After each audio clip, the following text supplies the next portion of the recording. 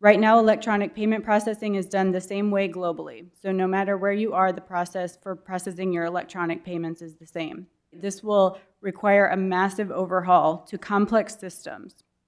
Unfortunately, the language of the bill does not provide clarity to help guide the process of implementation, but rather it provides more questions than answers. One simple example of the flawed nature of the legislation is the definition of gratuity being a voluntary monetary contribution. We've all been in a group setting at restaurants where there's a mandatory service charge for a large group.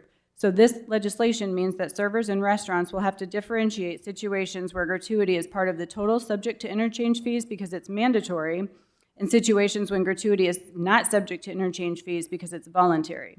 This is just one example of the problematic language in the bill before you. Existing systems are not set up to support the proposed system of calculating the interchange rate for a single transaction in multiple ways.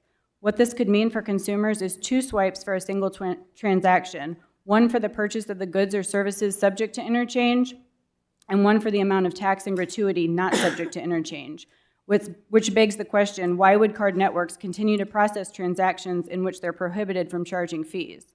Card processing has evolved into a quick and painless process, but in no situation is it ever completely free.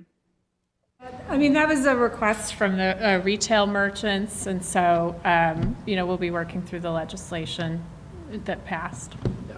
I think, to be clear, there were things that we thought were probably the best outcome in order to make sure that we were right-sizing what retailers get in, a payment from the state in a world where most of it is pushing a button on a computer to get a result. And we had essentially one of, if not the highest percentage that was going back to retailers, so it made sense to right-size that. And there were a few things that needed to be changed in the process. So, I don't think there's anything hyper unusual about it.